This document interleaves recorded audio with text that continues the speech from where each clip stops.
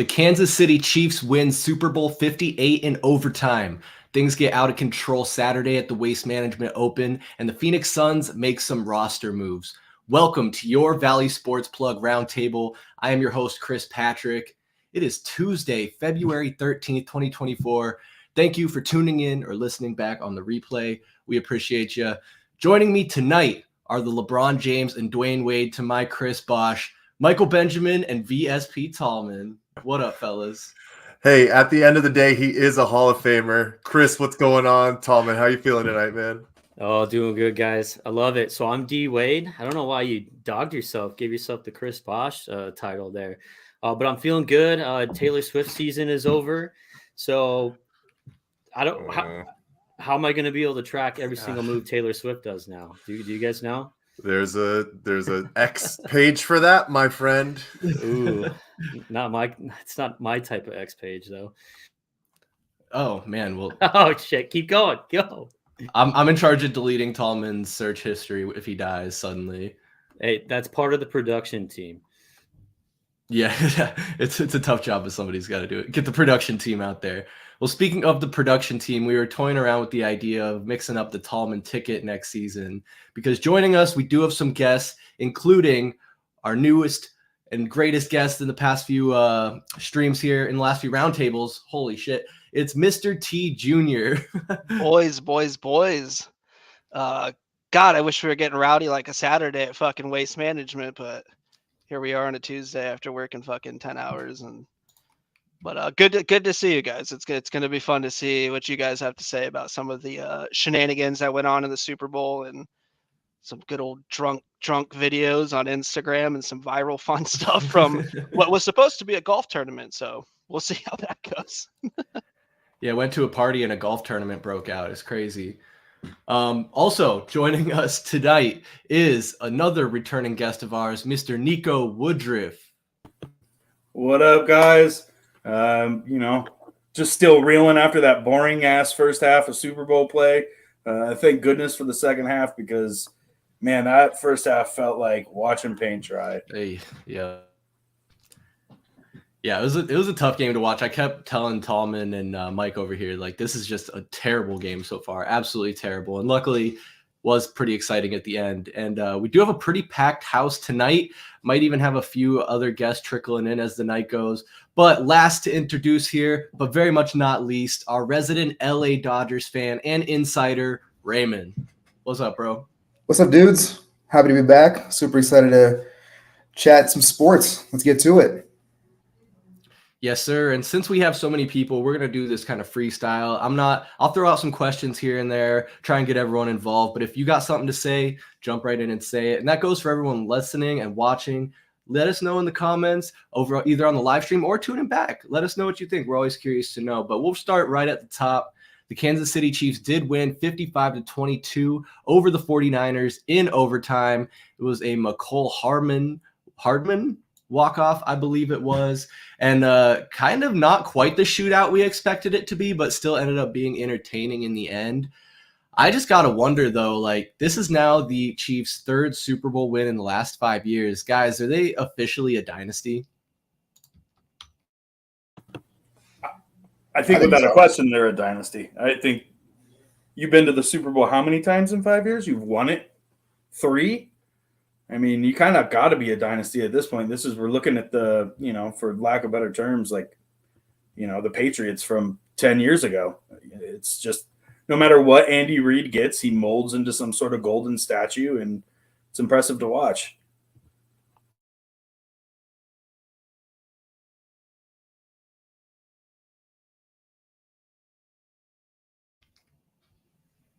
Damn, okay, I might have to drive a little bit more. I'm sorry. I thought Everybody got scared for a second. I was like, damn, my internet went the fuck out. Yeah, no, I think it's a dynasty, dude. I think what we're watching with Pat Mahomes is it's unforeseen. Like kind of him coming through Texas Tech and everything. It's hard to rule him out, even when he was down 10-0. I think the 49ers are a great team, but I also think Kyle Shanahan kind of dropped the ball the whole overtime craziness as far as not taking the kick, going second, his we wanted the ball third. I don't know what the fuck that was. So, yeah, I have no idea, but really excited it turned out to that, like as far as it becoming an overtime. And that was definitely good to see because that fucking first half, dude, was brutal. I think that was one of the most boring first halves I've ever watched. So it was good to see. I'm happy Taylor Swift's now fucking done being talked about too. So can't complain. Can't complain at all. Yeah, I don't know. I think on the topic of a dynasty, I think that's always a interesting conversation. I think the Patriots really kind of ruined a lot of people's perception of just how difficult it is to not only win a Super Bowl, but to even get to a Super Bowl. So the fact that the Chiefs were able to do it, Mahomes and company, it's nuts. Didn't the Chiefs like lead the league in most drop passes like for an entire team all season? And then Mecole Hardman coming from the Jets for I think like a 2025 6th and 7th round pick. Like basically just like, hey, he ends up being like the savior of the game. So yeah, I don't know. I think obviously, you know, it might take another win or two for everybody to compare it to the Patriots, but in regards to Super Bowl history, I think you got to have the argument that the Chiefs are definitely a dynasty for sure. I think the magic number is 3 at the end of the day, right? That's when all the conversations started to happen, right? If you look at the NBA game, those three-peat teams with the Bulls and the Lakers, it's just what that magic number is, I feel like. And you also have to think about the Chiefs as a whole. They've been to 6 straight AFC championship games. So it's like literally every single year, the only thing is that you're thinking is, the Chiefs are going to make it unless they do it to themselves. And they tried, man. They tried in that first half. It was a struggle. They couldn't move the ball at all.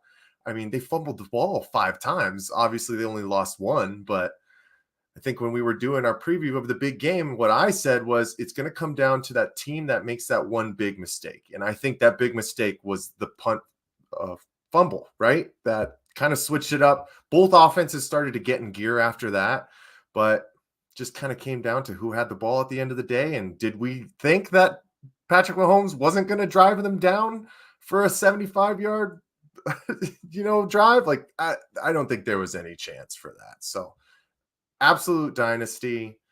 I just got to know how Tallman's feeling. Is he really heartbroken because his new favorite team, the San Francisco 49ers, didn't get this win? And I know that he was sitting on the couch and was almost shedding some tears. It was a sight to see, guys. Like, I'm not going to lie about that. Come on. That is a little dramatic.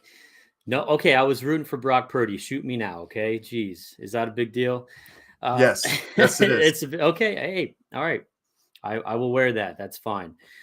Yeah, it was tough for 49ers. I mean, that's Kyle Shanahan's going to wear that, the guy that can't win the big game. This is 2 Super Bowls with the 49ers that he's lost to the Chiefs, where he's lost the Super Bowl with the lead at halftime. And then, of course, I mean, it was already mentioned, but what's being criticized like crazy is that choice to take the ball once they won the coin toss at overtime. And then also his players coming out after the game saying they had no idea about the playoff overtime rules changes, which, man, that does not reflect well on Shanahan. So I know he came out, he did some explaining where he said, no, we went through that. We had practiced, we went through it with the analytics team on what the plan was for overtime if one did come up in the playoffs. But it just did not look good. I mean, what are you thinking grabbing that ball when all you had to do is defer to the Chiefs, see what they do, and then you get the ball, and then do you need a touchdown to become Super Bowl champs, or do you need a touchdown to keep up with Patrick Mahomes? So, yeah, poor Brock Purdy, man. He did not have the best game. I know I was like, yeah, he's going to throw for 300 yards and be MVP. That did, I'm usually wrong with what I say. But yeah, Chiefs dynasty, man. It's whenever I think of dynasty, I think of the word fatigue. I have Chiefs fatigue. I mostly have Travis Kelce fatigue right now after he assaulted his head coach on the sideline in the middle of the game. I know that's it was bad. It looked bad. Had they lost though, that would have been a huge fucking huge thing where they're like, well, Taylor's a distract. I almost wish they lost so that they would have just made her out to be some like distraction to him and just blew it up. But yeah, that was. Yeah, I think that was a lot of something out of nothing. I mean, players get fired up on the sideline, and I don't look to my professional football players to be the most stable human beings on the planet either. But I know obviously the Swiftie Nation and the just everyone and all the media attention they're getting, it's gonna get up to be a story. But more than that, like I thought the like Tallman said, them not knowing the overtime rules, the 49ers was pretty interesting.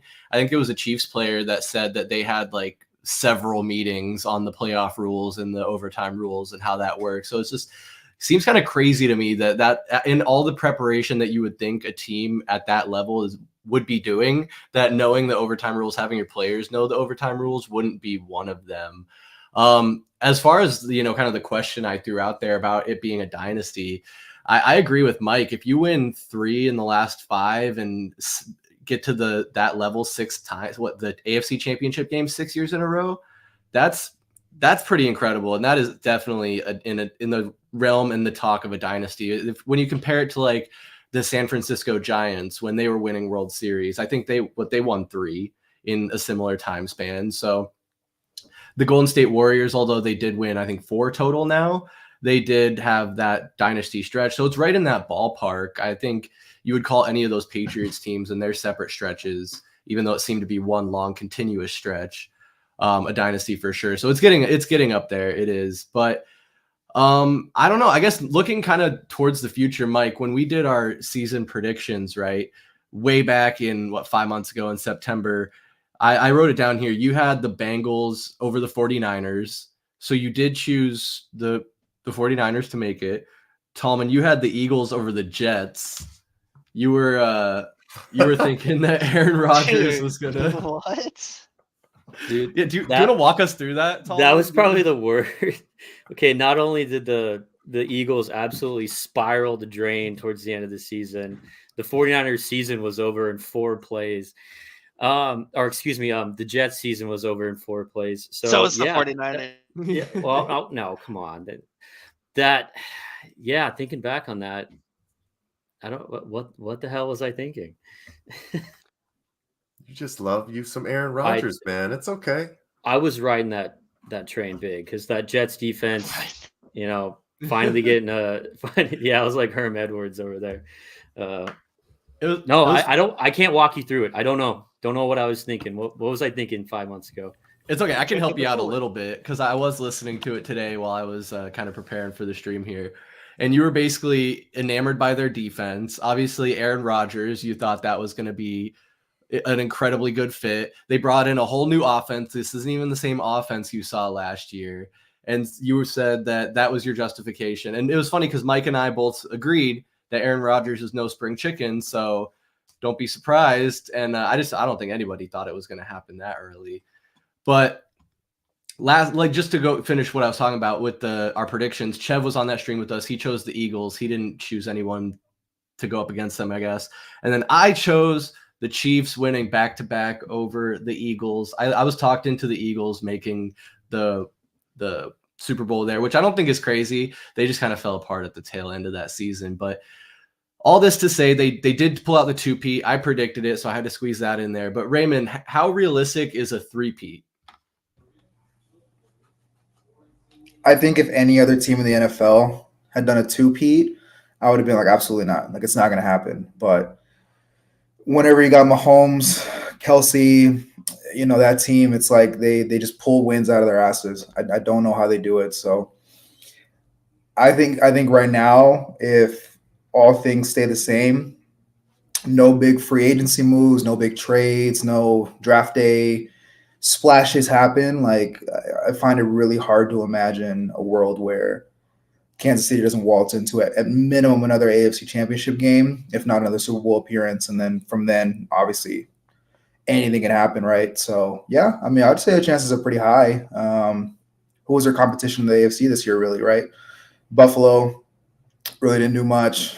Baltimore, probably their biggest hurdle. Baltimore, yeah, exactly. But then, you know, Baltimore, they forgot their quarterback can run the ball. So they were just like, all right, you know, hey, Mahomes, go win it for us, I guess. So, yeah, I don't know. I think if you ask me right now, I would probably say it's probably a pretty good chance that they're at minimum in the Super Bowl for sure. Yeah, I mean, personally, in asking that question, obviously having picked them this year, I do think it's realistic, especially seeing how they overcame their struggles they had at certain positions, particularly the wide receiver position and players dropping passes. If they correct that in the offseason and that wide receiver room continues to gel, they could be even more dangerous next year. Now, I guess the question is, can they keep that defense, up to par?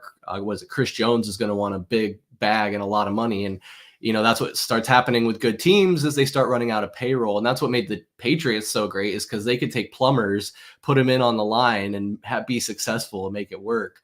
But Niko, I guess kind of similar question. Do you think as long as Kelsey comes back, it sounds like he is going to, and Andy Reid doesn't retire, that they're going to be right in that Super Bowl conversation again next year? Yeah, I mean, it's hard to say. Let's not forget, like, this Chiefs team got hot when the time was right.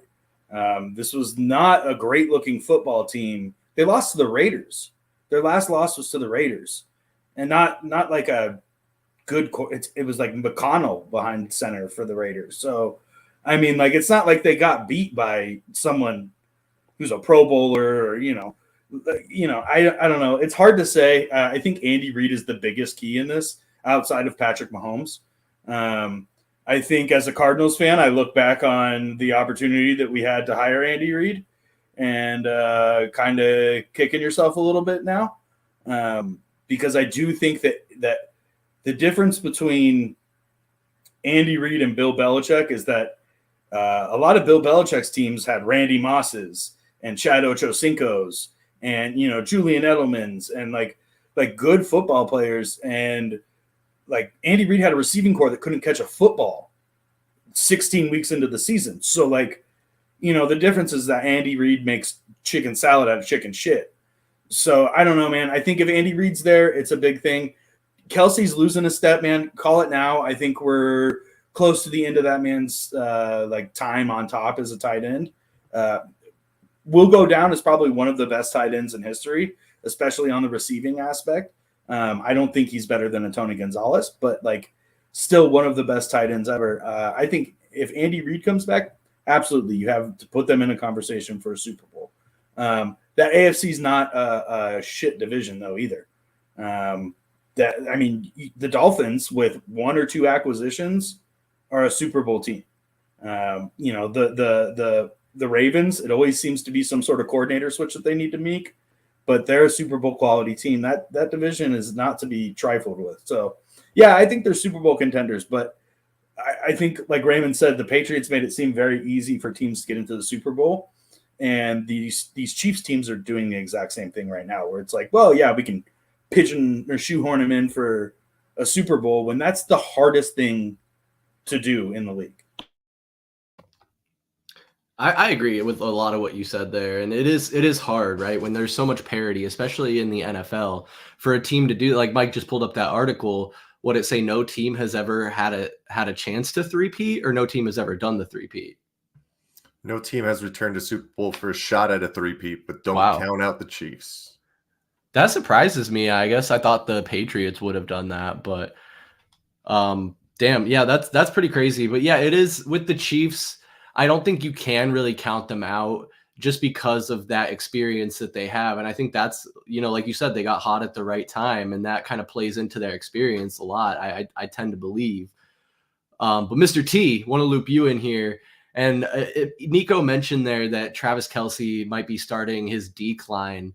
I think we did see at points this season where it certainly looked like that, and he turned it on at the end. But would you agree with that sentiment there, or how much? And also, I guess, how much does that hinder on him staying with Taylor Swift? Yeah, she's sucking the life out of him, dude. You can tell. You can see it. I can see it in him. Yeah, I think he's getting older, man. I think it's one of those things. You play a position like that as a bigger body dude, where he's a very physical player. So I think it's probably 11 years, 12 years. You look at his brother too, who's been playing for a while. So they've been playing the game for a long time. So he's definitely not that same like Travis Kelce of like 2019, like coming hot onto the scene where people were like, holy shit, like who's like post Rob Gronkowski, or like who's the next guy?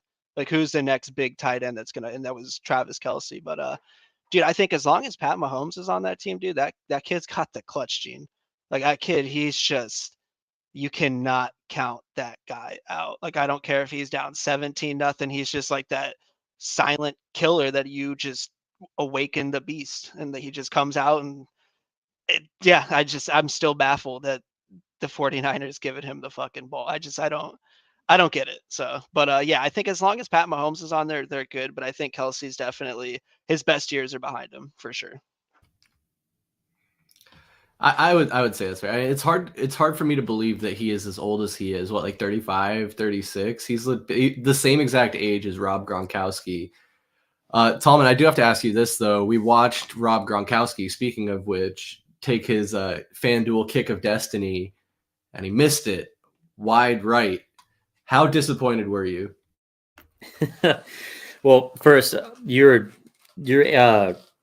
Travis Kelce is not that old. He's only 34, but he will be 35 at the beginning of the next season. Man, Rob, why wasn't he practicing more? That was some weird production, because it looked like a commercial, right? We were both sitting there like, wait, is this real? Is this actually happening? And are you going to play it? Okay. All right. He doesn't even look real. This didn't actually even happen. Yeah. Wait, what the Is it like a green screen? Yeah. He looks, Yeah. Wait, yeah. Can you go back? Like he looks like a cardboard cutout. Yeah, It literally is a commercial. This looks so fake, bro. Yeah. It's not real. It can't be real. Dude, They just superimposed him. So so basically what happened was FanDuel figured out which side was favored the most, and they picked the one that was least favored so that, they could screw all their customers out. I'm just kidding. No, that was disappointing, because I was very confident, because he was going to redeem himself from last year when he missed. And I thought for sure he was going to make that 25-yard field goal. So I was disappointed. I wanted my free bet, FanDuel. Yeah, I had him making it, because I said there's no way he's going to miss, right? He's got to have been practicing all year, wants to make this. And what insult to injury, after that, they played clips of him practicing and nailing them from like 25, 35, no big deal. I got to bring this guy in to see what he has to say about it. It's Ian at DeadBoyDonut on Instagram. What's up, boys? Ian, did you watch the Super Bowl? I did. I watched the Nickelodeon broadcast. That was No way. Let's go. There's some funny shit. That was the broadcast to watch for sure. yeah. Honestly, I can't go back to regular sports.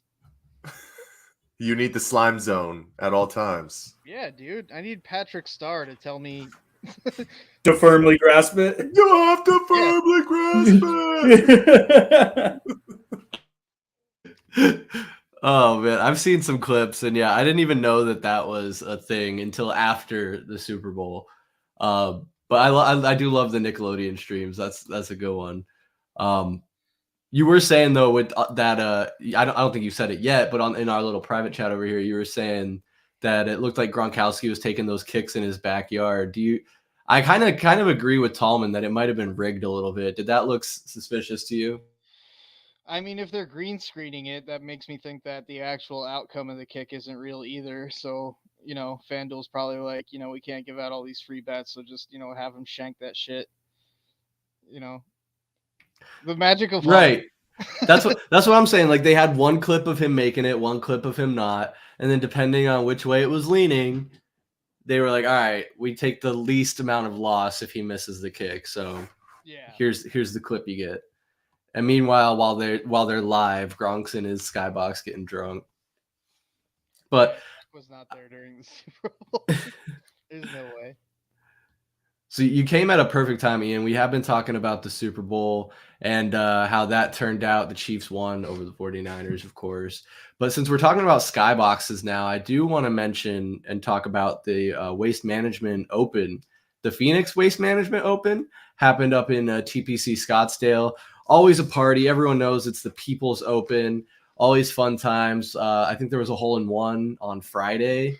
You always get to see the cans and the beers raining down. It's a good time at a party.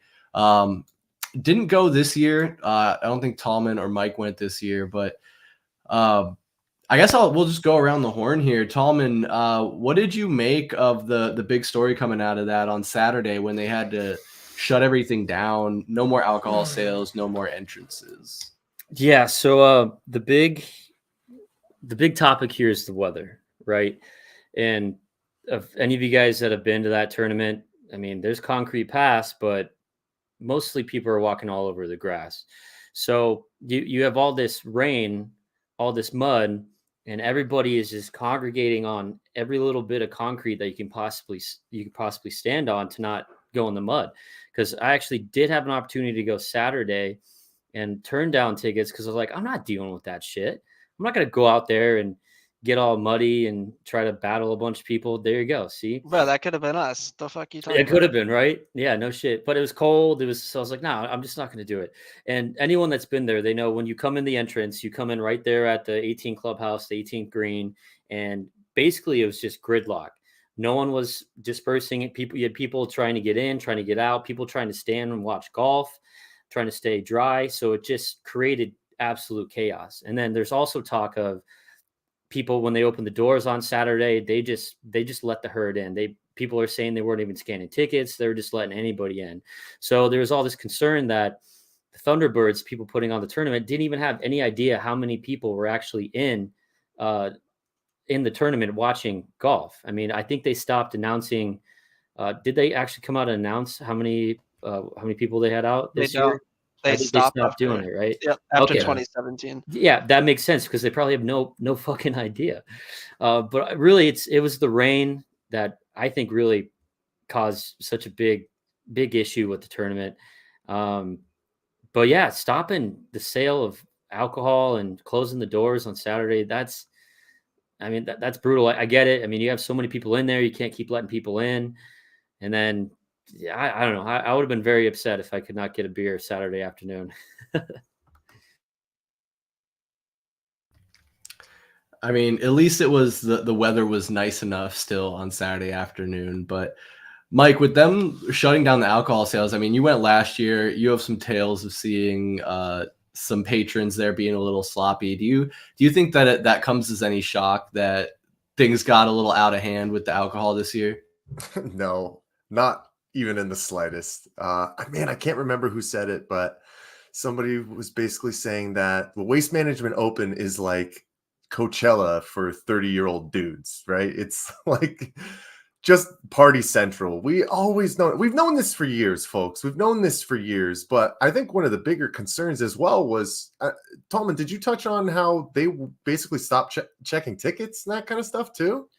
Yeah, there was Saturday morning, and then I guess some anonymous security guard that quit on Saturday went on KTR news station and basically said they were just letting people into the 16th hole without checking their ticket or checking their bag through security, which is total crap.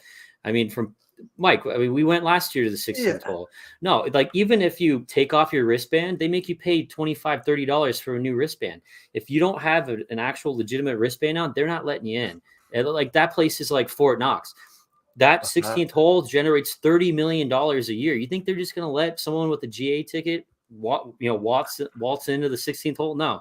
So I don't know how much I believe that, but yeah, that was some of the rumors. Those were some of the rumors, right? People were saying they were going to the 16th hole, they weren't checking wristbands, and they were just getting served unlimited. Like they were getting so overloaded and so overcrowded that they just basically said, screw it, just pour and get these people moving out of the way. So, I mean, when you have unmitigated situations like that, it leads to excessive drinking, yada, yada, yada.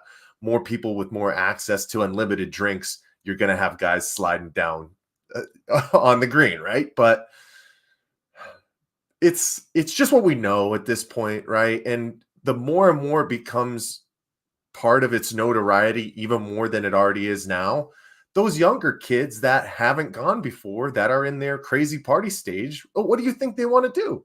They want to go to the Open. They want to experience it and be one of those crazy dudes doing it. So not surprised in the slightest, but I am surprised, man, 2:00 on a Saturday getting cut off. Like, that's kind of early, man, at the end of the day. Well, and to lead into the other like craziness and the speculation, I saw this other video online claiming to be at the Waste Management Open, where it was like a bunch of alcohol, like pallets of alcohol, and like not a very big space, probably like an 8x8 space, and it was just 4 fences, and it looked like a lock had been cut or something, and it was open, and people were just walking in and taking cans of seltzers and Coors Light and Miller Lite. So I don't know if that's like it could have been at another event, it could have been at something totally different, and they just put Waste Management Open. But regardless, Mr. T, I want to hear what you have to say here. Of all the Phoenix Opens I don't go to, this is like the most fucking fun sounding one, dude. What are you talking? Like, I get it. Trust me, I have kids. Like, I understand. Like, but dude, you know how fucking fun that'd be on a Saturday, just shit house. Like, you're like, dude, we just got into 16 and they're not scanning shit. Get as many beers as we can fucking get. I'd look at Cody. If it was me and Cody, I'd be like, drink right now. Drink as much as you can until we get kicked out, dude. Like, it definitely tarnishes kind of which is funny too, because like I know LIV was going on at the same time in Vegas.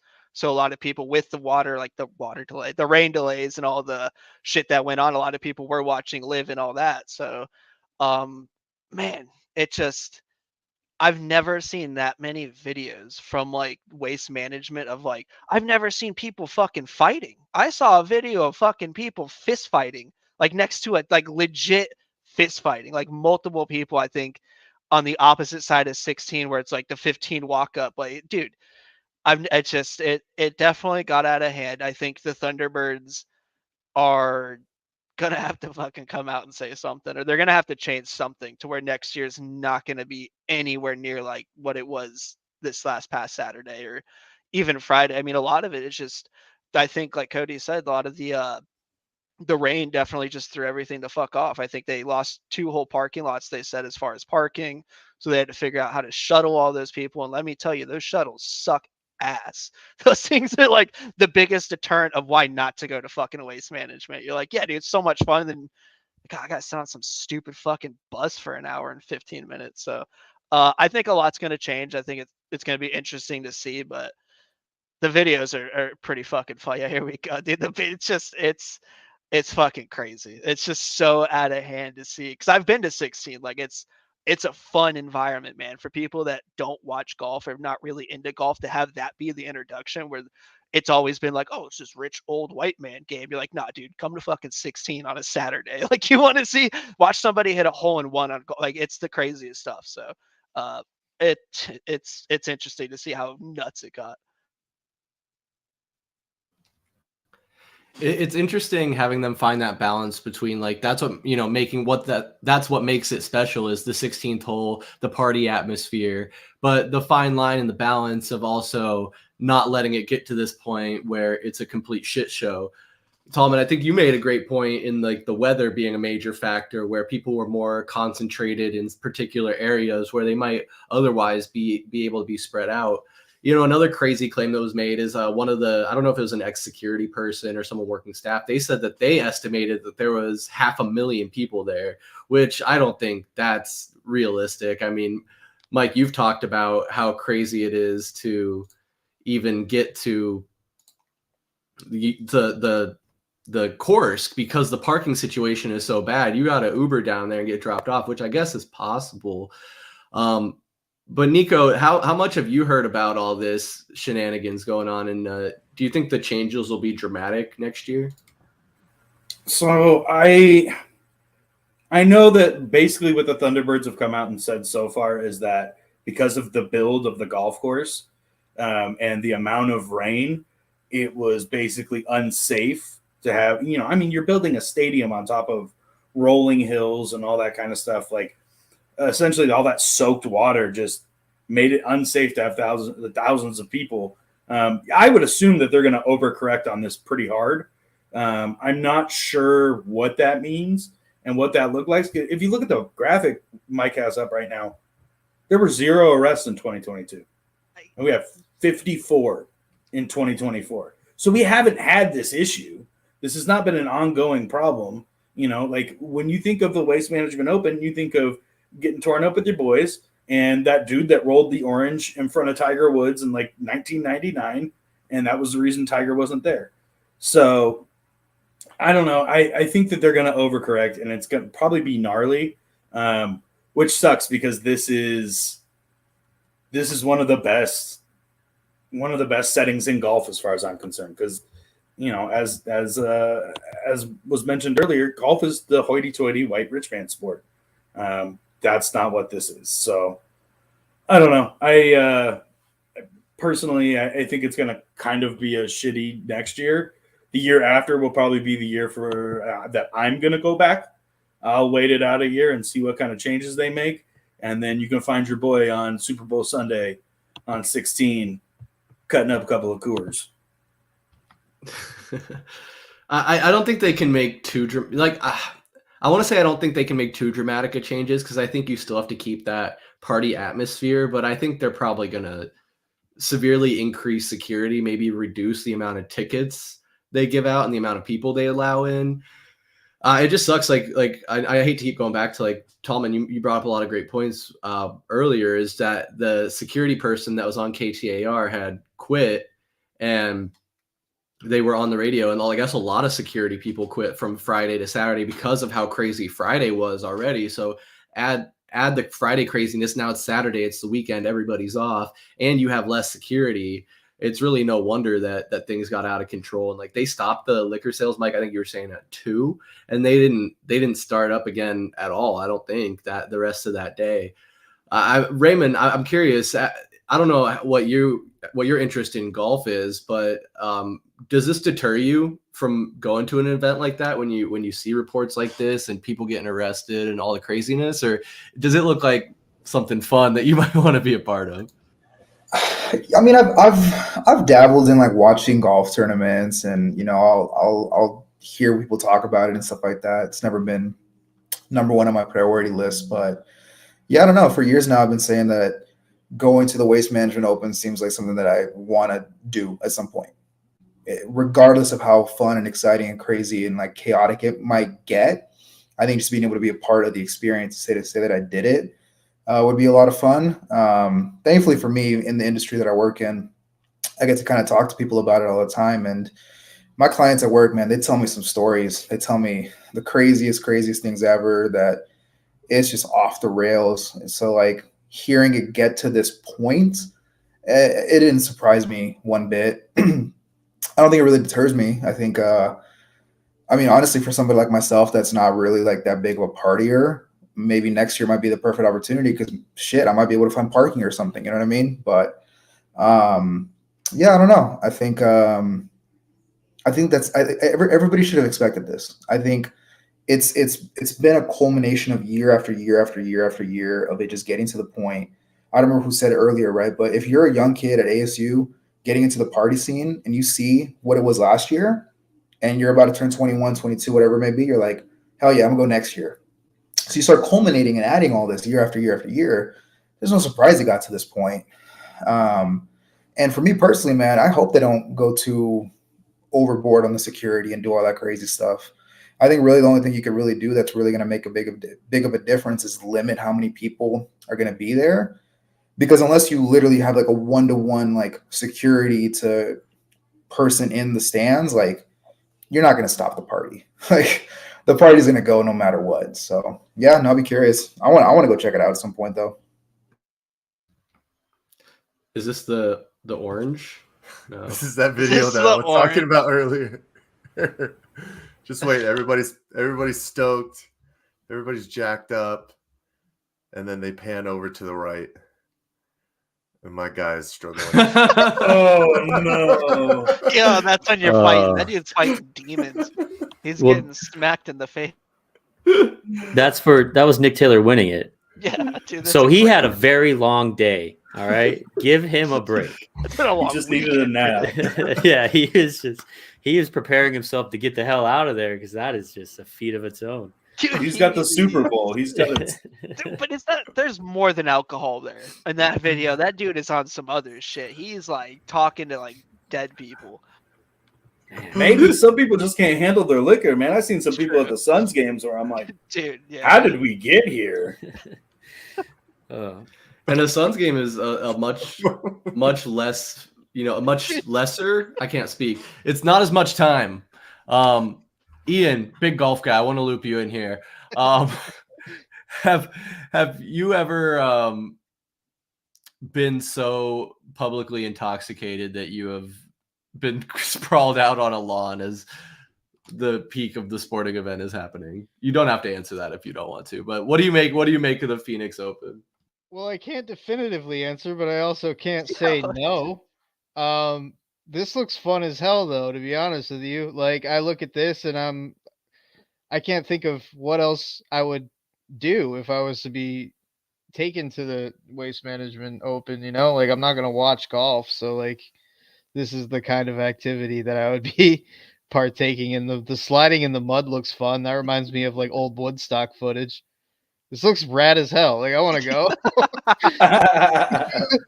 Yeah, that fight. There's a lot of money in that fight. Watching those swings, those kids have not fought much. What do you think they're fighting about? Like, what do you fight about at the Waste Management? I like to think people just bet on them. Like, they were like, "Hey, you think you could take that guy in the red shirt?" 100%. Yeah. Oh my god. Yeah, this is. I've never seen this many. Like, I've seen like a couple here. This is fucking crazy, dude. Hey, I told you to keep that footage of me off the screen, Mike. It's like 8 different angles, like you said earlier. Just like Raymond said, yeah. They got every angle. Dude, he's in it though, man. I wouldn't even watch. What a golf tank! anymore. What an if absolute tank! That, like, if he's not already 30, he ain't making it to 30. Dude, how damaged do you think the golf course is? That's it's tore up. Like, It's tore up. Like, dude, because that's a very, like, even in the summer to go play. Hey, there's a woman. It's like Stone Cold and 2 Coors in the row 16. She identifies as he, him. Calm down. Yeah, I think that's an old video. This is me carrying that was Tallman out last That year. was me carrying Tallman out last year. Dude. Oh, Honestly, yes. I think there's an opportunity here for them to just lean into it. Make it even crazier. Like, have little like designated fighting areas where Just people double down. yeah. Like 30-second Waste Management fight pit. God damn it, Guys, Just I do have one more video for you. Is it another angle? No, this is a different one. If you're an ASU fan, this one probably makes you happy. I'm sure you guys saw this one, right? My guy in the U of A shirt just absolutely piss drunk, pissing himself. Oh, Mike, that's how I looked at your dude, freshman year of college, bro. That's like sick. Dude. Come on. Yeah. Freshman year at U of A, Mike's freshman year at U of A, I looked like this in a corner, and some girl came and pinched me on the cheeks to make sure I was alive. As you're like, I'm watering the grass. She's like, that's fake carpet. He was having a dream where he was swimming in the ocean. Oh my gosh. Just All right, make no more. fun. There's just so many, man. We could just It's watch crazy. it all day. Like, that's I don't know. I wish I went, man. I'm so fun. I have like Regardless, looks like fun. There's no other event like it on the PGA Tour, and honestly, I couldn't even tell you who won it.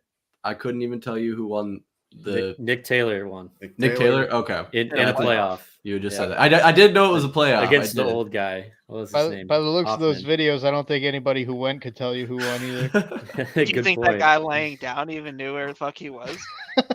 He thought he was still on 16. Dude, he thought he was still in bed. God. But yeah, man, Waste Management Open, always a good time. As Mike dubbed it in the title, Wasted Management Open is an apt nickname for it. Fellas, we got another topic on the docket, and then whatever else we want to talk about, video games, movies, sports, just how you're doing. How's life? But before we get into that, the Suns have made some moves at the deadline. They traded some players. It was to acquire Royce O'Neal and Royce O'Neal from Brooklyn and David Roddy from Memphis. They gave up Keita Bates-Diop, Jordan Goodwin, and 3 future second-round picks. Also, Chimezi Metu, Yuta Watanabe, and a 2026 first-round pick to Memphis. I didn't realize the Suns even had any first-round picks remaining. But then just today, as Mike shows here on the graphic, we also signed Thaddeus Young. He is a veteran in his 17th NBA season. Holy shit. He is not doing so hot this season. 5 points per game, 3.3 rebounds, 2.2 assists.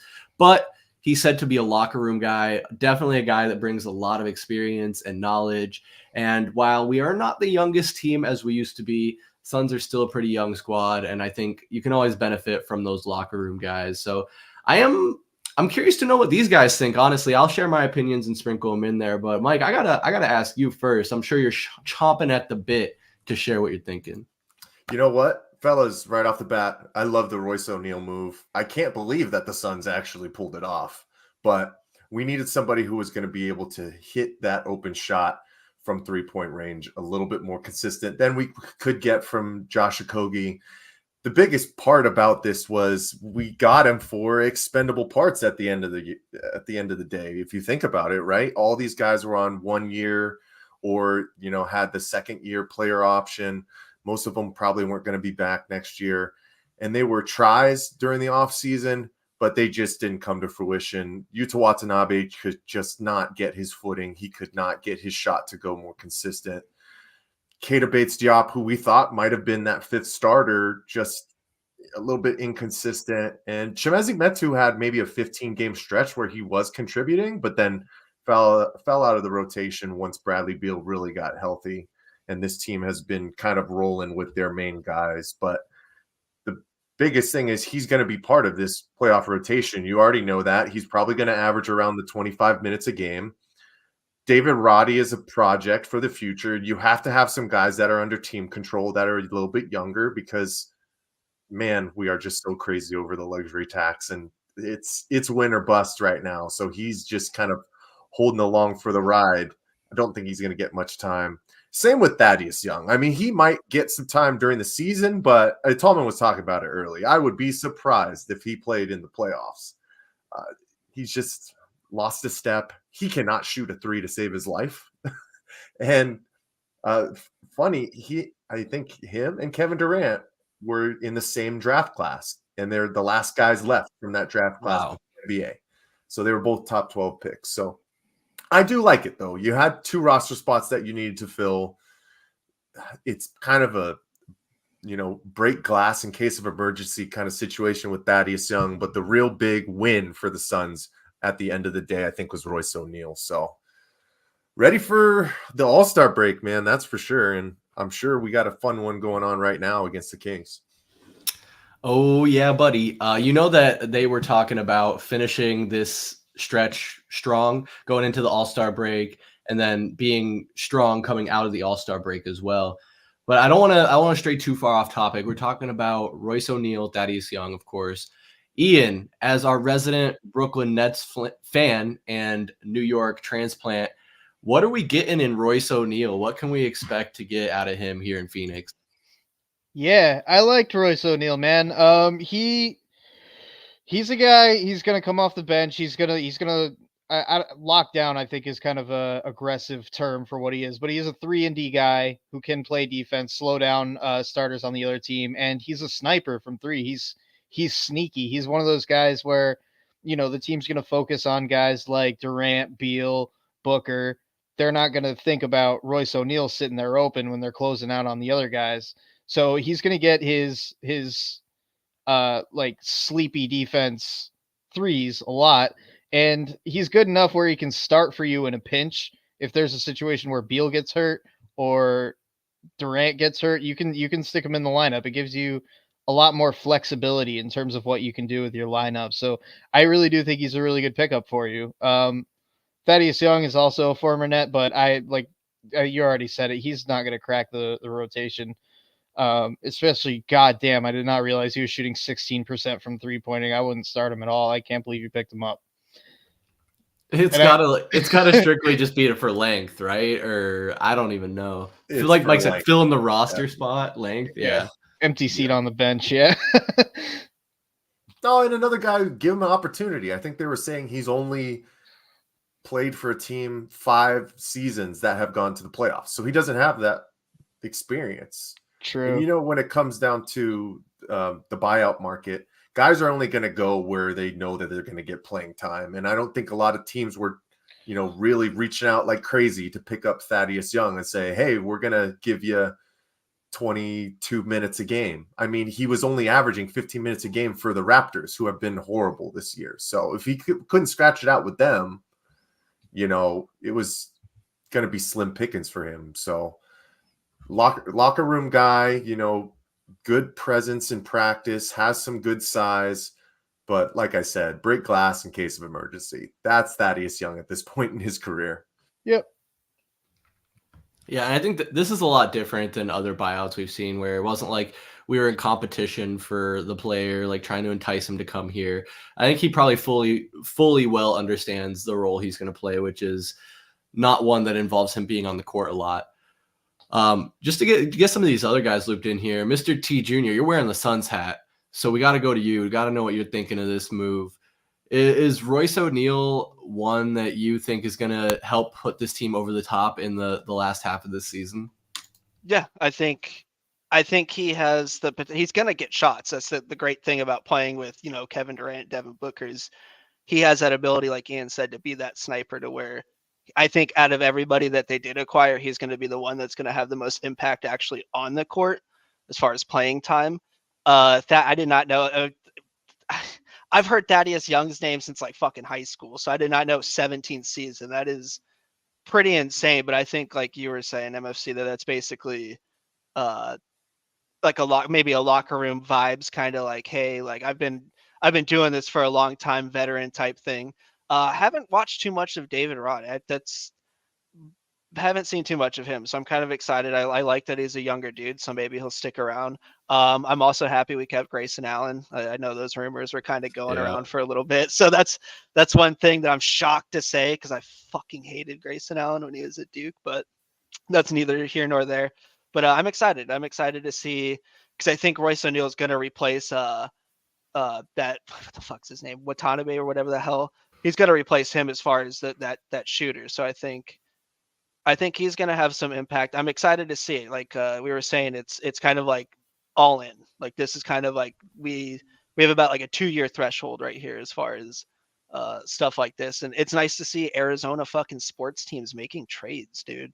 I know I've been living like that for the longest time, that like the Cardinals didn't do it. We get some new ownership, some new GMs that are a little bit younger, a little more hip to it, and shit starts happening. So I'm excited. I'm excited, but watching the game right now against the Kings, 34-30, minute 30 left in the first, so 32-34 now, live update. But yeah, excited to kind of get that little break, see what happens the second half of the season, and hopefully a good playoff run. It's the Ishbia effect, man. Ever since he's gotten this team, he's not afraid to make moves, not afraid to spend the money. And it's really impressive. Honestly, I do like to see it. And it seems like it's really freed up James Jones to be able to make those moves. Because if you think about it, like a lot has changed as far as the personnel on the court. But in the front office, it seems like a lot of that has stayed real similar, even keeping on some of the coaches left over from the Monty Williams era. But Niko, I know you're another guy that's real tapped into what's going on in the NBA, the Suns, the Trailblazers, and the like. I want to put you on the spot here, and if you don't, it's fine. But we haven't really talked about him much here. What do you know about David Roddy? Not much, to be honest with you. I think he kind of falls into that weird sunken-in category of franchises that get forgotten. If you're like a role player in Memphis or a role player in Portland, like you're not really talked about. So I don't honestly know much about David Roddy. I do kind of like, as Mr. Tallman Jr. said earlier, I like that he's young. I like that it gives us something to build on. I actually, I'm not going to nay any of these younger dudes that Memphis is bringing up, because it seems like they've been drafting well.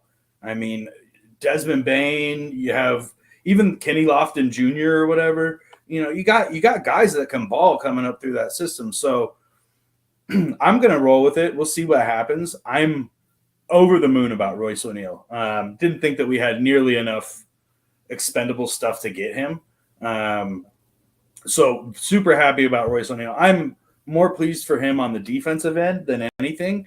I don't think you're going to want to try to back down this dude. He's like a brick wall. I also, believe it or not, I know everybody's saying, how bad Thaddeus Young has been. I kind of like the pickup, man. In a situation where a team already has not enough basketball to go around, we didn't need a scorer. I needed somebody that was going to be long, that was going to challenge shots, that was going to play defense. He's still, look at him. He's still just 225 pounds of what looks like muscle to me. So, I'll take that on my team. He doesn't need to shoot. We have Kevin Durant. We have, knock on wood, Bradley Beal, and we have Devin Booker. We don't need another person to share the ball with. I do like Royce O'Neal as the secret weapon, though. The Durant driving, attention's on Booker, dish it out to Royce O'Neal in the corner. That's a bucket. We saw it when he was in Utah. I saw it when he was in Brooklyn. I don't know, man. I really like the deal. I really hope David Roddy turns into – he's averaging 8 points a game, 4 rebounds, and an assist and a half on 40% shooting. You can't really snub your nose at that if you're coming off the bench, Yeah, and I like what Mr. T had said also is like we got Royce O'Neal, which seems like on paper to be a really good move, and we didn't really give up any pieces that we are going to miss to do it. Grayson Allen being the biggest one that I was strictly against them giving up. We had a lot of those rumors about us getting, or the Suns rather, going out and trying to get Miles Bridges, and I think there might have been a semi-mutiny and a real split fan base had they gone out and done that. And I don't know. I think it's just a real good move at the end of the day, even if it doesn't work out. Like I said, those guys weren't really doing anything. So you fill in other players, you try something different, you reload, and you go and finish the season strong. Raymond, the Suns right now, they're 6th in the West. If they win tonight against Sacramento, I think that puts them at 5th in the West going into the break. How do you like their chances going forward after these moves and after the All-Star break? Yeah, I've always said that the Suns' success is going to come down to the big three. If they're healthy, I don't see why they don't have a chance to make it to the finals. I think those 3 guys fully healthy with a good supporting cast, I'd put them up against anybody in the West for sure. I like the moves. I really wanted Royce O'Neal. Out of everybody that I heard the names going around, I think Royce O'Neal is one of those guys that I think a lot of people were really, confused about what he brings to a team.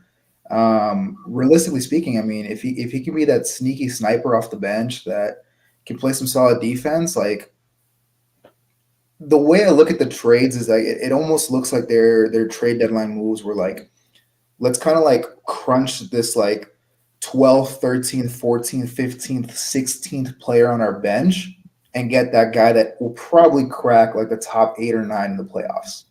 Like that's just kind of how it feels for me. And I think that's a great move. I think that's what you want to do, right? Like, I think Watanabe, for example, like, he was a sniper for a little bit, but then he wasn't a sniper, kind of on and off about, his defense, for example. So it's like, all right, cool. He's not working out really well. And really, he's probably going to get played out of the playoffs. So let's bring in Royce O'Neal. Let's stack, whatever we need to get him. And bam, we got our 7th, 8th guy off the bench, potentially even like 5th or 6th, maybe even depending on how the health looks like. So I like the move altogether. And then, bringing in Roddy, bringing in some youth, I think that's great. I agree. Like their draft classes have been really solid, so I'm happy with that. And then Thaddeus Young, if he comes in and all he does is play hack-a-shack, and just gives you some good hustle minutes, like you got him for what, the vet min? Who cares? Like he wasn't the piece that's going to win you a championship, but you need those guys like that are going to be a locker room presence, that are going to be a veteran presence, that have been in the game for a while. And when called upon, like, man, I can already envision what Footprint Center is going to be if, the Suns are up by like 20 points in a game. Thaddeus Young checks in and he just kicks like a freaking corner 3. The stadium's just going to go nuts. Like, you need a guy like that. You know what I mean? So I like the moves. I think long-winded story. If the Suns are healthy, there's no reason they shouldn't be competing for an NBA Finals come the end of the season. It's got to be, obviously that's every team's goal is to win the championship, but that's got to be like we sell out here. So it's all or nothing in a sense. These next couple of years, we've done all these moves. We spent all this money so that the Suns can get to that mountaintop and win the championship. Tallman, haven't heard from you in a while, bud. You alive over there? Oh yeah, hi. I mean, I don't want to sound like a broken record because I'm just going to repeat basically everything that's already been said. Suns being aggressive, the trade line is awesome, basically pulling some magic. So, I mean, we know how this team feels about draft picks. They don't care about them. And then getting rid of those 4 guys that on 1-year deals, they're not going to be here. You gave them a chance to stick. They didn't stick. So really we lost nothing. So adding Royce O'Neal is great. Hopefully we still see some Bobo minutes though, because the way this fan base reacts to that dude getting on the court is just crazy, man. And wow, he's better at basketball than I thought. Just watching him play in person recently when we went to the game last Thursday.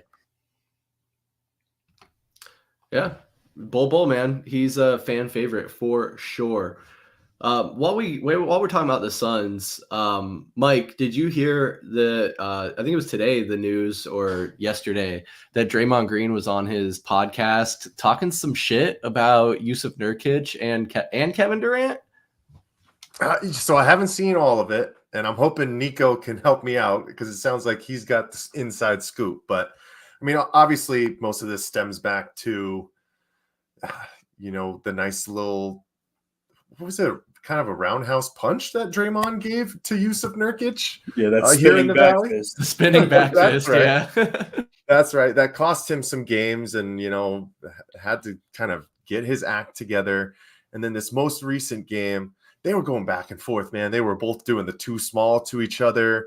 It was really a gritty effort from both of them. And I like that in the NBA game, right? You just don't get to see that as much anymore. But,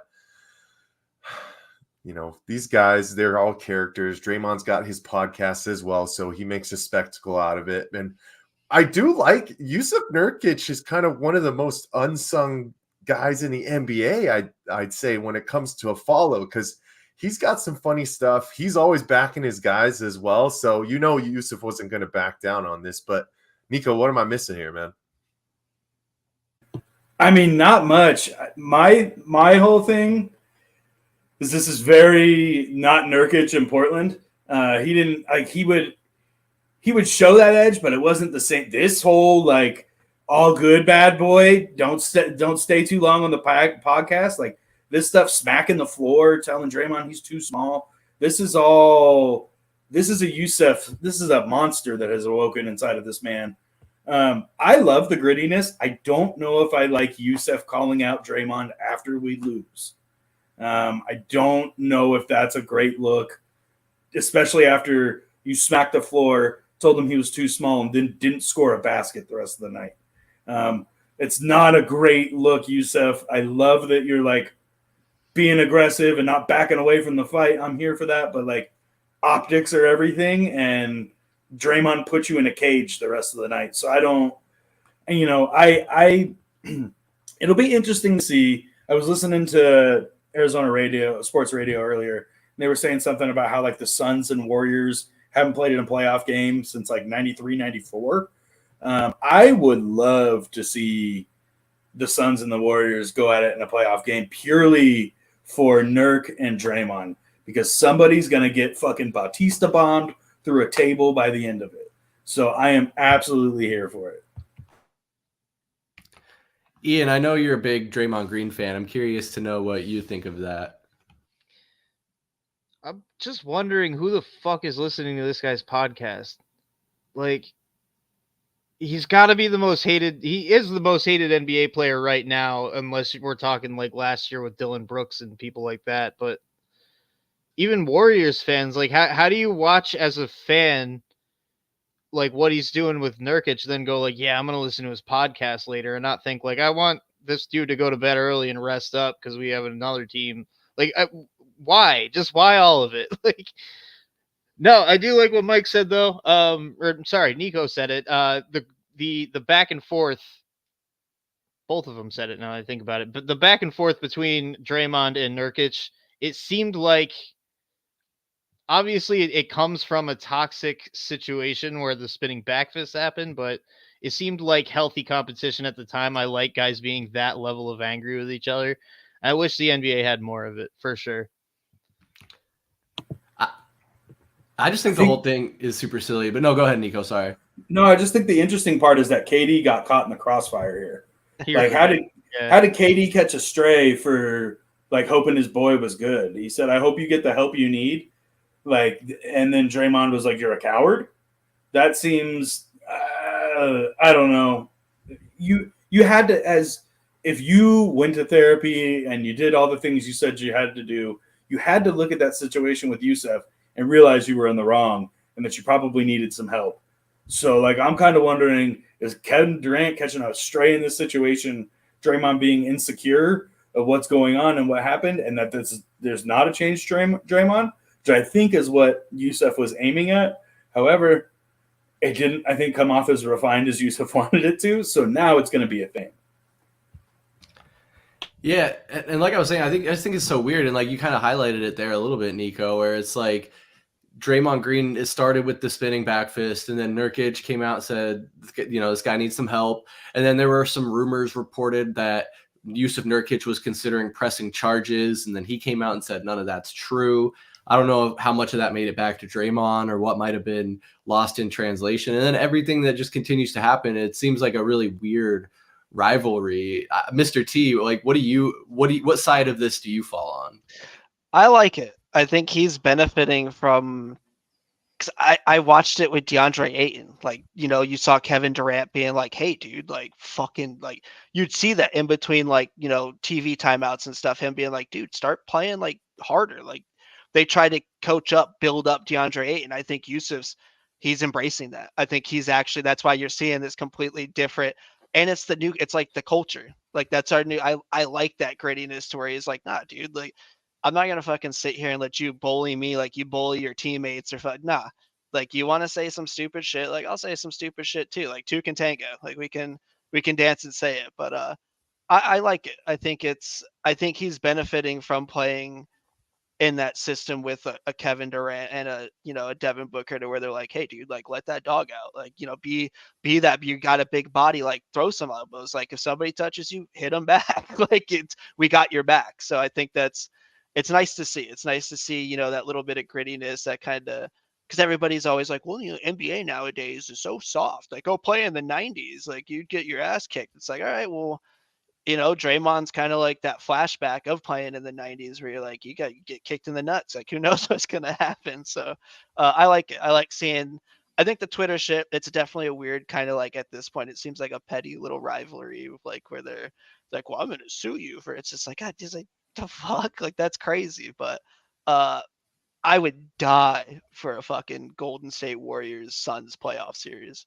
Like, I think that'd be a lot of fun to watch. But yeah, I enjoy seeing him kind of be that big body center, live up to, like, that dude that's kind of got his teammates' backs and all that. I think I agree. As long as it sticks more to basketball than the other shenanigans. I think it's weird that, if I'm not mistaken, a part of Draymond Green being reinstated from his initial suspension from the incident with Jusuf Nurkic is that he had to apologize to him, basically say, like, "I'm sorry for hitting you," and then he goes on the podcast and basically says, "Just kidding." Like, so he was obviously just saying that to get back. I guess, Raymond, I'll kick the question to you. Do you think that it could if they continue to, like, let this go, that it'll continue to escalate, or do you think at some point it'll just naturally fizzle out, the tension between Draymond and Jusuf and the like? I don't know. Sports drama is such a weird thing. You'll have those games where it's like you end up with two random dudes that just start beefing and punching each other, or pushing and shoving or whatever. They get on Twitter and talk their smack, and then they're out, like, partying in downtown Hollywood, like, the next day. So it's like, I don't really know. I haven't really kept up too much with, like, Nurkic and Draymond in specific, outside of, like, what I've heard about, like, going to therapy and all of the podcasts and stuff. So yeah, I mean, I could definitely imagine, if the NBA doesn't step in, or the individual coaches, organizations step in, I can imagine down the road, one of the two, their tempers are going to get a little too hot one game and, they'll swing or do something crazy. But I don't know. It's hard to put a lot of attention to it when it's like, it does end up becoming more than just basketball, where they're like beefing on podcasts and Twitter and stuff like that. Like, I don't know, like the clip right now, right? Nurkic, slaps the floor, but then, what does he do afterwards? I like to see it where it's just like, talk your smack, bump chests, and then, go play ball and, use it as fires. So I don't know. We'll see. At the end of the day, right, you hope that it's more bulletin board material and that they go out and they play hard on the court. We see good matchups. But I don't know. Draymond has just been – this is just who he is, man. He goes out there, right. He plays kind of reckless. Like, Mike, do you see this going like – in a way, what is this? Draymond is a clown, bro. Be thankful KD got you 2 rings. Is it going to go away? Yeah, it'll get swept under the rug, I think, at the end of the day. This is just, creating content, right? I think the worst thing for Draymond Green right now is if he really wanted to change his ways, he shouldn't be doing a podcast. Like, he just needs to focus on basketball. I mean, that can open up other conversations, going back to when people were basically saying, well, shut up and dribble. It's like, well, there's a time and place, right? Maybe the off season is when he does it, but when he's coming in talking about matchups right after, in the heat of a moment kind of situation, some guys don't know how to switch it off, and it seems like Draymond's kind of one of those guys. So it's gonna filter over onto a bigger stage, right? For people who don't get to hear everything that's going back and forth between players on the floor. So I think by next week we're not going to care about it, and we're just going to be ready to see them match up the next time, which I think is going to be a while, if I'm not mistaken, towards the latter half of the season. But I'm so done with him. There's you guys know, you have your guys in each leagues. It seems like Tallman's done with Patrick Mahomes. Like, I've been done with Draymond Green for years, man. So anything that really comes about, that's why I had to really ask Niko about what happened, because I don't even look into it anymore. I literally glanced over it and I'm like, fuck if I care about anything that Draymond Green is saying or doing anymore. Come on, man. I could care less. Yeah, and luckily, I just double checked. The Suns don't play the Warriors again this season unless they meet in the playoffs. So, oh shit, over. There you go. It's over. Got 4 out of the way before the All-Star break. That's pretty impressive. But Tallman, as we kind of wind down here, head towards wrapping up this roundtable live stream, we got some odds and ends to cover. Tomorrow, February 14th, pitchers and catchers report for a majority of the Major League Baseball teams, including your Arizona Diamondbacks. So that means we'll have Zach Gallen, Brandon Pfaadt, Miro Kelly. The boys are back. How excited are you? I'm stoked. I feel bad, man. Why do they always make the pitchers and catchers show up early? It's like they have to go to start school early before the rest of the cool kids, man. Poor guys. No, all jokes aside, I'm so stoked. I mean, with the NBA All-Star break coming up, we always have that dead week where there's no sports to bet on. You guys remember this? This is coming up. I mean, I might have to talk to Niko about some NHL bets, or maybe we're betting on ping pong now. But no, it's that time of year where you can argue March is one of the best months for sports, because we have spring training, you got March Madness, you got the NBA kind of shaping up, playoff pictures getting set. So we're coming into an exciting time, even though America's favorite sport, football, is all done and over with. But I can't be more ready for some baseball right now. See what those D-backs can do this season. And Raymond, you're rocking the Dodgers hat, so I know we got to loop you in next year. Of course, you got a lot to be excited about in your new additions, but just baseball in general, you can talk about the Dodgers if you want. But yeah. And also the new uniforms, there's something going on with that? Yeah, so earlier today it was announced, well, a couple of things with the uniforms. One of them being announced that they announced the roster of the teams that are going to have a new city jersey this season. One of them being the Dodgers, which is weird because other teams like the Yankees, which I don't want the Yankees to get a city jersey. Like, there's some teams that just should not change, but for some reason the Dodgers are getting a second one, but other teams haven't gotten a city jersey yet, so that's kind of weird. But long story short, Fanatics is now going to be the sole supplier of MLB jerseys, and I believe next season will be the sole supplier of NHL jerseys as well. So what they're doing is that they're changing the jerseys not only on like for fans that buy them, but on field as well. I don't remember the specifics for every single team, but I know for a fact like the like where the buttons go, like the striping down the middle, that's going to be like thinner, so that messes with like teams that their logos and numbers and stuff like kind of go across the jersey. So like I was speaking on the Dodgers, for example. Historically, the Dodger logo has always split right at the seam where the O curves. So depending on how you wear it, it still says Dodgers no matter how it's split. But now with this new jersey, the split is like literally down the middle, in the middle of the D. So it's almost like Dodd and then the Jers. So it's like, and that's for a lot of different teams too. Oh yeah, there you go. It's like a lighter material. So I know some teams and players have been kind of happy about that, but I don't know. I'm nervous. I remember when Nike did those what was it, the sleeve jerseys in the NBA. I think LeBron was one of the first guys, like literally like the first game he played, it like tore and like ripped. So we'll see how that works. But you'll notice them too, like the last names on the jersey have this weird like curve, regardless of the size of the name. So it's like really weirdly curved. And then the numbers have been like shrunken for like all the jerseys. So they all look very uniform across the league. So yeah, just like a lot of weird things about the jerseys, but I don't know. I just don't bother buying jerseys from Fanatics anymore. Like I'd rather just, buy a Mitchell and Ness from the 80s or 90s instead. But no, I'm super excited for baseball, man. I think it's going to be a really fun season. Obviously I have a lot to be excited about. Raymond, what round did the Dodgers choke in this year? First round against the Rockies. I'm calling it right now.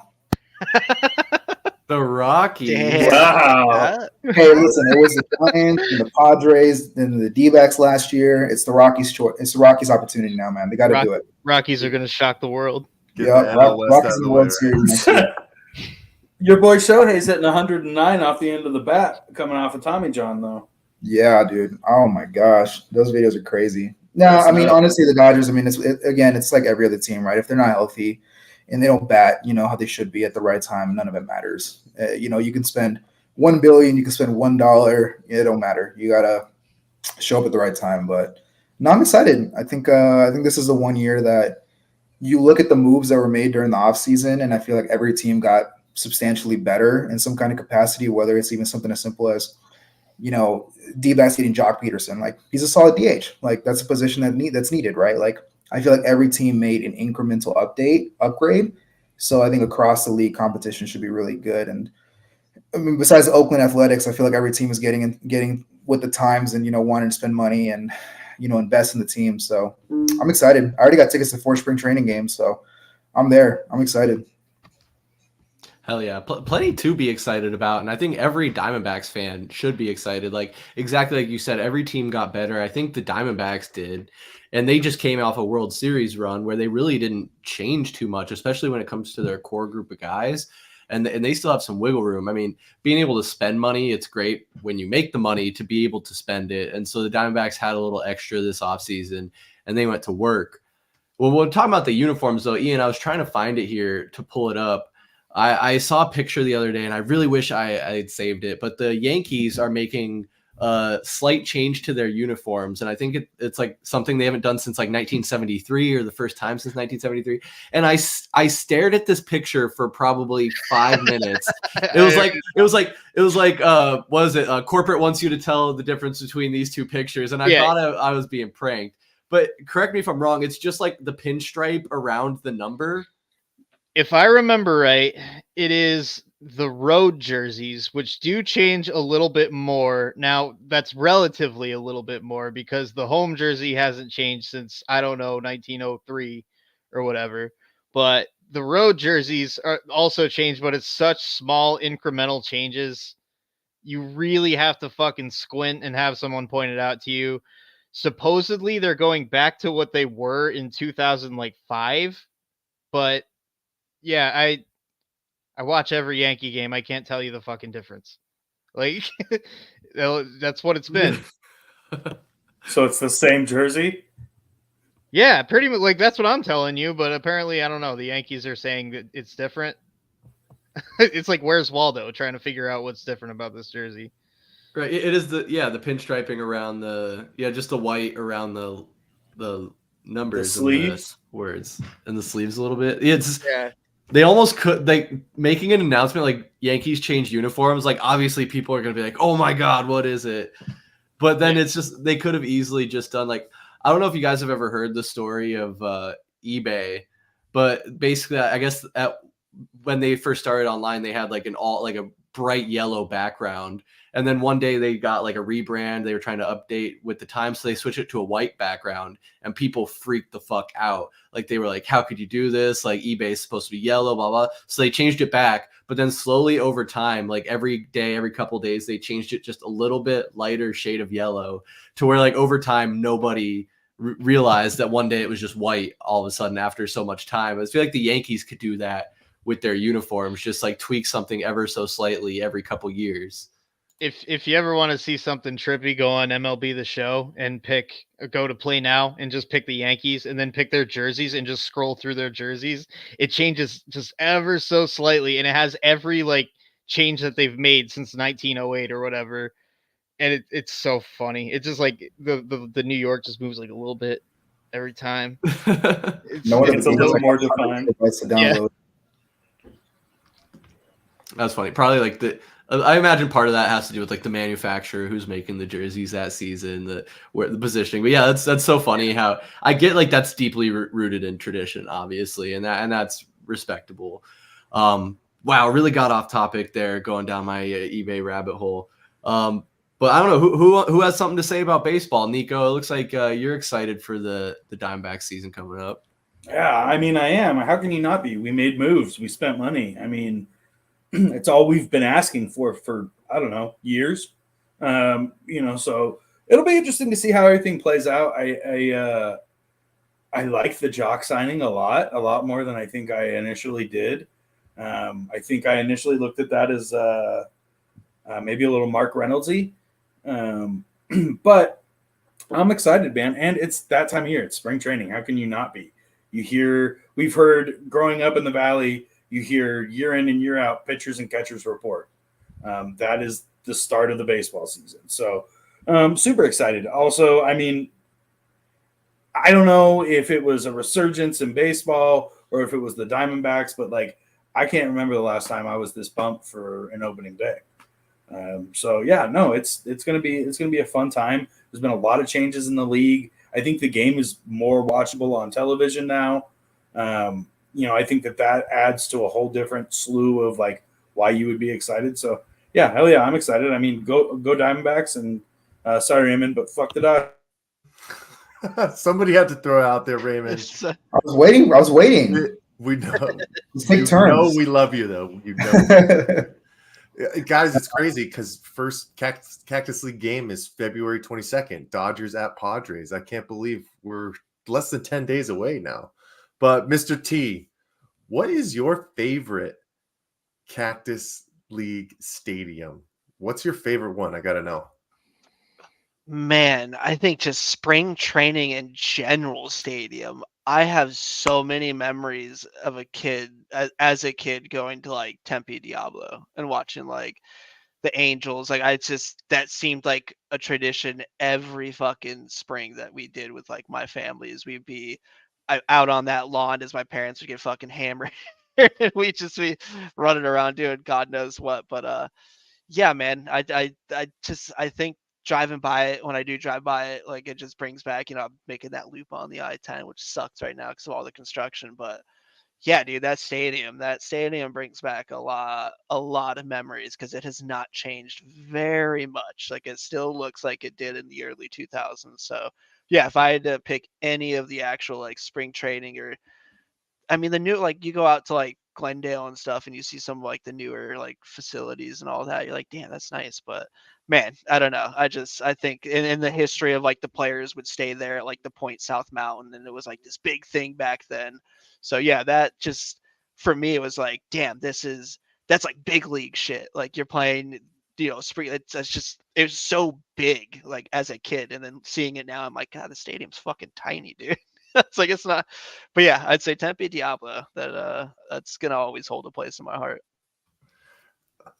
Yeah, I think Tempe is always going to be at the top of my list. I do remember seeing Ichiro at Peoria Sports Complex. I would go with my grandma and grandpa. That was always something that I held dear, to me. And then I do remember one time, I think it's called American Family Fields of Phoenix now, which is where the Brewers play.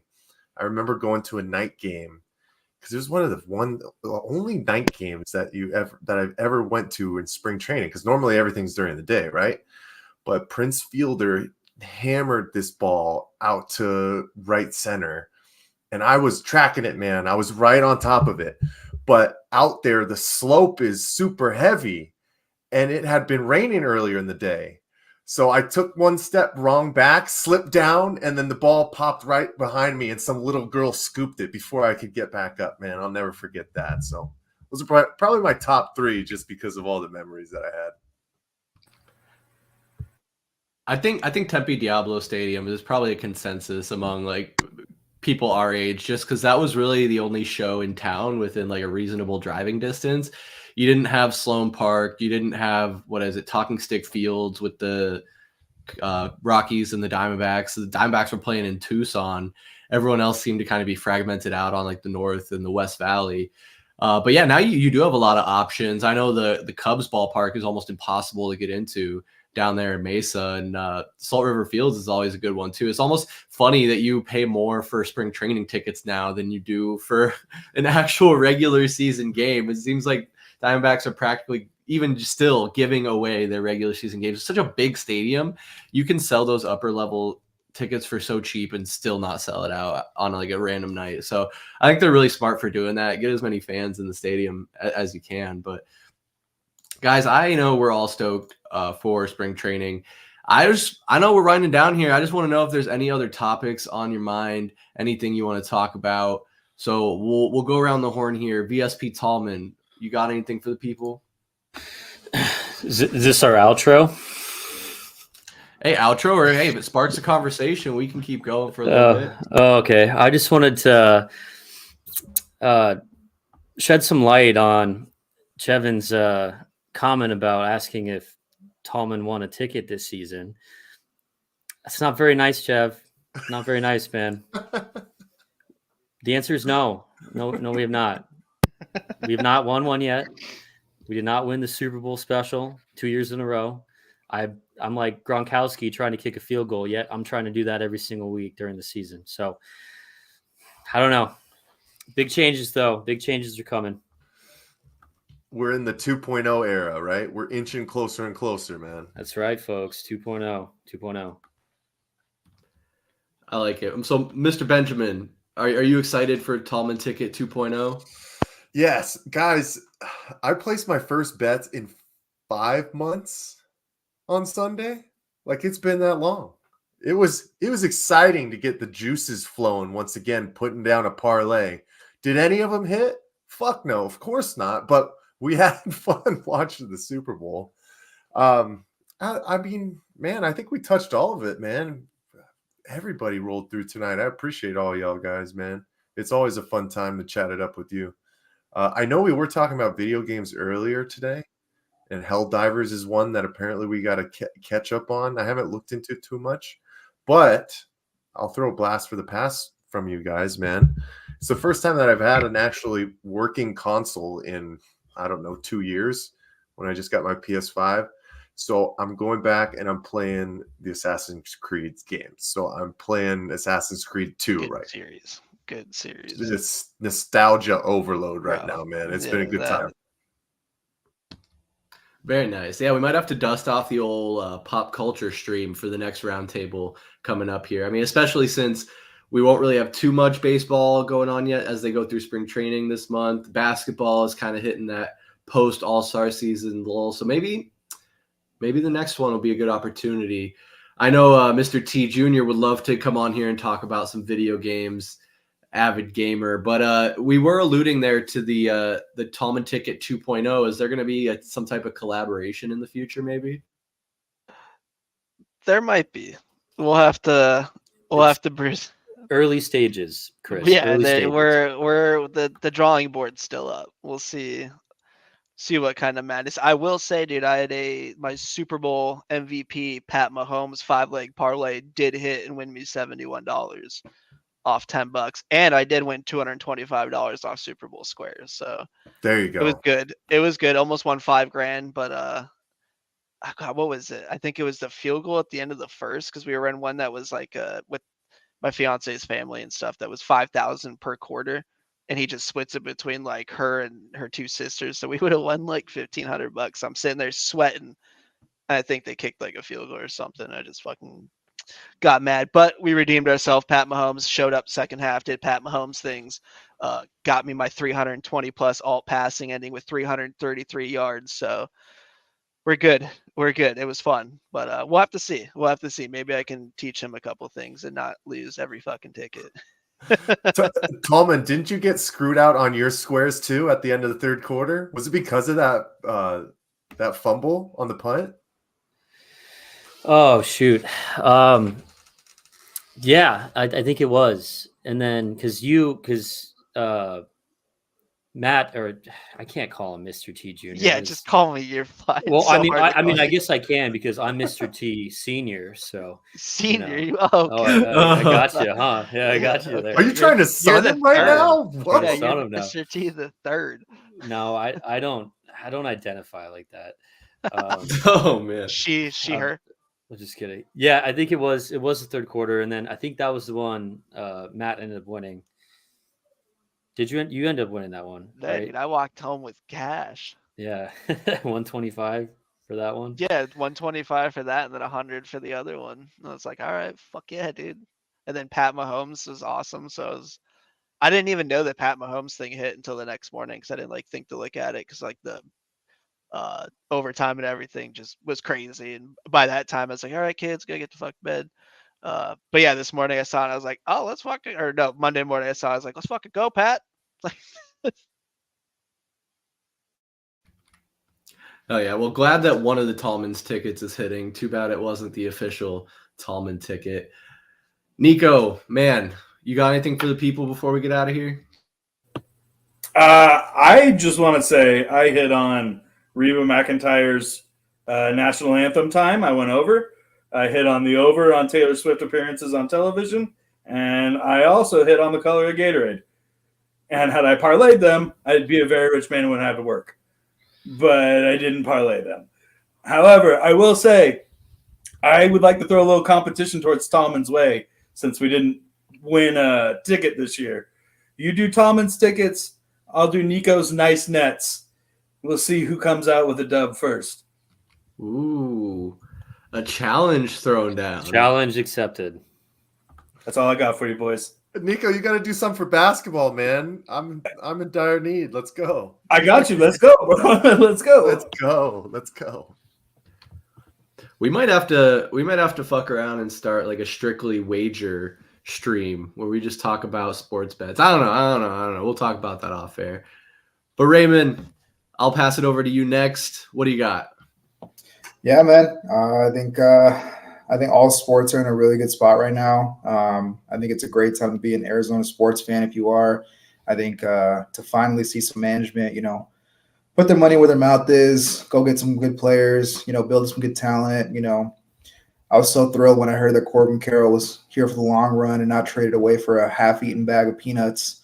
I was very happy to hear that. So I'm excited, man. I think at the end of the day, when you got more competition, you got more people wanting to go for the big trophies, I think it makes sports a lot more fun and entertaining. And, if I have to sit through a Draymond Green podcast to see, Nurkic with the fire up his ass, then let's go for it, man. I'll suffer. So good times, man. Good times.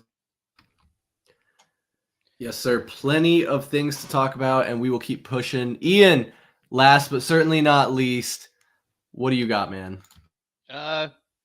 Basketball season's just about over for me. I got baseball coming up. I'm excited about that. I try to stomach hockey, but really it's just waiting around for baseball. Yankees are going to be really good this year. American League East is going to be a fucking bloodbath. Diamondbacks are going to look really good too. I'm actually really excited for their season. And yeah, I did want to call out, since we were talking about Tempe Diablo Stadium, do you know the commercial Shohei Ohtani where he's like, dancing around? It's a New Balance commercial. Shot at Tempe Diablo Stadium. I can see the 10 in the Embassy Suites in the background every single time that commercial comes on. Basically anytime I'm watching TV, it's on constantly. So I don't know, fun tidbit. That's all I got.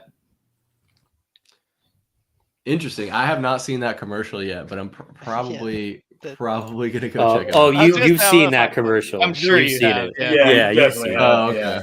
New It's like Balance. that. We got now. Yeah, that's it. Yeah. Is it just Shohei Ohtani, or are there other people? It's just it's like a Ohtani sky sticking shot. around. And That's he's all like- he's doing. He's like, New He's like, I Balance. just We have robbed the now. Dodgers. Let's go. I'm kidding. Side note, though, dudes. I know you guys probably aren't really into UFC. Maybe some of you are. March 9th, Sean O'Malley, Cheeto Vera. Fucking insanity. Talk about some good fights on that card, guys. It's UFC 299, so gonna be interesting. I'm excited to see what UFC 300. I don't know who they've announced for that, because I would imagine Dana White's doing some fucking crazy shit for UFC 300. But yeah, I'm betting the fucking house on Sean O'Malley. That's what I was going to say. Bet everything you own on Sugar Sean. Yes. Yep. I think his last fight, me and Tallman won a little bit of coin betting on Ooh, O'Malley. yeah. I won like $400 on him. Dude, kid's crazy. A little scrawny. Well, he was a little scrawny fuck. He's not very little and scrawny anymore. I guess he is. He's only 135. I'd fucking crush him. I don't tend to follow UFC so much, but I do appreciate it. I do like it, and I think for UFC 300, you would think that Dana White would put together something pretty spectacular. But yeah, guys, just really appreciate you hopping on as always. My co-hosts here are wonderful guests. You guys are now regulars. You've been dubbed regulars, so we expect you to come back every time we have a roundtable, or anytime you're available. We'll take what we can get. But yeah, lastly, I just also have to quickly mention, for anyone who happened to still be here or listening back, we are giving away Suns tickets, and you still have time to enter to win those Suns tickets. It is for the Suns versus Lakers game on Sunday, February 25th. The drawing is in 10 days on February 23rd, and we'll be selecting a winner. You can go to our Instagram page at AZ_VSP, where you can find out how to enter in our pinned post at the top of the page. And of course, on all of our social medias at AZ_VSP for Instagram, X.com, TikTok, and Threads. Also right here on YouTube, of course, Valley Sports Plug, or if you're listening back on Spotify, really wherever you find podcasts is where you'll find us. But that's my long-winded spiel. I'm Chris Patrick for VSP Tallman, Mr. Benjamin, and the crew. We'll see you next time. Peace.